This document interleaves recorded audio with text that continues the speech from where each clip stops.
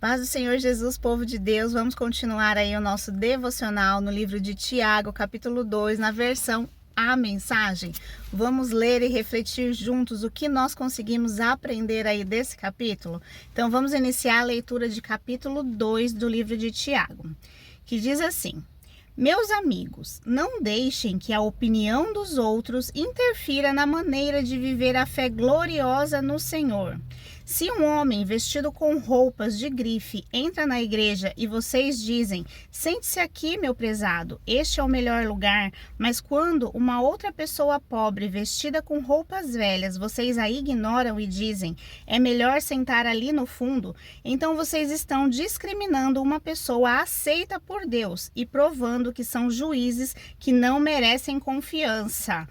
Se ficássemos apenas aqui, nós já teríamos muita coisa a aprender, né? No mundo em que vivemos hoje, onde que as pessoas vivem de aparência, né? Histórias de networking, querem sentar nas melhores mesas e, infelizmente, desprezam aqueles pequeninos que o Senhor ama.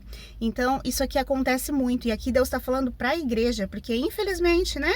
Nós ficamos sabendo aí de algumas igrejas, até com camarotes, enfim, não é algo legal. Eu tenho muito isso. Não é porque vai um cantor na minha igreja que ele é melhor do que todo mundo. Para mim, ele é um ser humano digno de respeito como qualquer um.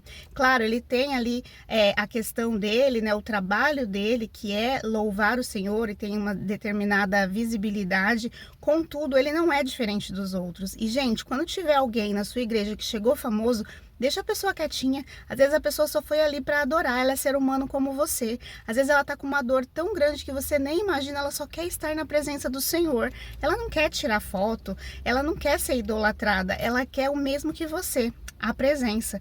Então não vamos fazer distinção, vamos amar a todos aqueles que se achegar. E muitas vezes, né, chegam aquelas pessoas que a gente acha que não são agradáveis aos nossos olhos e a gente não quer abraçar, não quer acolher. Então vamos tentar, né, cada vez mais sermos melhores na nossa vida, no tratar com o próximo, porque a gente não sabe quem que o Senhor enviou, mas ali todos o Senhor ama, tá bom? Então já fica aí um alerta nesse verso. Vamos continuar? Escutem, vocês não sabem que Deus não é como nós? Ele escolhe gente desprezada pelo mundo para serem primeiros cidadãos do reino, em plenos direitos e privilégios. Aqui já se explica, né? É isso, ele ama esses que você às vezes não ama. O reino foi prometido a todos que amam a Deus. Como podem menosprezar esses mesmos cidadãos? Não são os grandes e poderosos que exploram vocês nos tribunais? Não são eles que difamam os nossos nomes, que difamam o nosso nome de batismo cristão? Vocês devem cumprir o princípio maior das Escrituras. Ame o próximo como a você mesmo. Mas quando ficam bajulando pessoas importantes, quebram esse princípio. Vocês não podem escolher o que querem cumprir na lei de Deus e ignorar o restante. O mesmo Deus que disse, não adulterarás, também disse, não matarás. Se alguém não adultera, mas mata, acham que uma coisa cancela a outra? Não, quem mata é assassino e ponto final. Gente, não existe pecadinho e pecadão, né? Para Deus, ele não distingue pecado é pecado, erro é erro. Falem e ajam como quem espera ser julgado pela lei que liberta. Porque se vocês se recusam a agir com bondade, não devem esperar tratamento gentil. A misericórdia que é gentil sempre vence o julgamento que é severo. Pois é, né? A misericórdia sempre vai vencer. É a bondade, né? E esse é o nosso Deus. Lindo isso. E aí, continuando aqui, fé em ação, né? Que é o subtítulozinho ali. E continuando no mesmo capítulo 2. Amigos, vocês acham que chegarão a algum lugar apenas ouvindo, sem partirem para a prática? Falar sobre fé prova que alguém tem fé? Por exemplo, se você encontra um velho amigo desempregado e em situação difícil, e vendo suas lutas, você diz, meu amigo, Deus o ajude, seja abençoado, e depois vai embora sem nem lhe oferecer nada, aonde isso o leva? Vamos pensar sobre isso aqui, né? A fé sem obras é morta. Então, assim, não adianta você falar assim, você tá vendo a pessoa passando fome, falar, Deus te abençoe, Jesus te ama. Mas assim, você deu comida? Jesus amava, mas Jesus multiplicou o pão e deu alimento ao povo. Então, nós também precisamos ter ações de fé, ações, né, de mostrar que nós somos do Senhor, que somos diferenciados, né? Vamos continuar aqui a leitura. Não é óbvio que falar de Deus sem atitude coerente não tem o mínimo de sentido? Já posso até ouvir um de vocês concordando. Parece bom. Você toma conta da fé, eu cuido das obras. Não dá para separar, né, gente?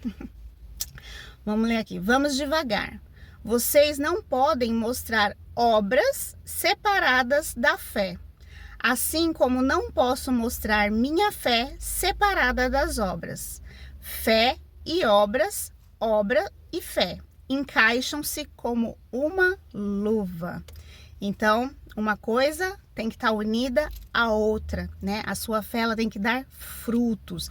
Você tem que ser testemunho vivo aonde quer que você vá. Não adianta só ser dentro da igreja espiritual e fora você ser totalmente carnal, porque o mundo está nos lendo. E quando nós, é muito sério, quando nós professamos o evangelho e dizemos que somos de Cristo, nós carregamos um peso muito maior e nós temos que resplandecer isso. Então que a gente venha caminhar, né, unido a nossa fé com a nossa prática no dia a dia. Continuando a leitura. Eu os escuto dizer que acreditam no único Deus. Mas vocês ficam de braços cruzados, como se tivessem feito algo maravilhoso. Ótimo, até os demônios fazem isso, usam a cabeça. Separar fé e obras é afastar-se da vida, é um caminho de morte. Abraão, nosso pai na fé, não fez a obra que Deus queria? Quando levou seu filho Isaque no altar do sacrifício? Não é óbvio que fé e obras são inseparáveis? Não está claro que a fé se expressa nas obras e que as obras são obras de fé? Vejam esta frase das Escrituras. Abraão acreditou em Deus e foi declarado justo. Acreditar é uma ação. É como no futebol. Acreditar na jogada. Foi essa fé em ação que fez Abraão ser chamado amigo de Deus. Não é evidente que a pessoa é justa aos olhos de Deus, não por causa de uma fé morta, mas pela fé que resulta em obras.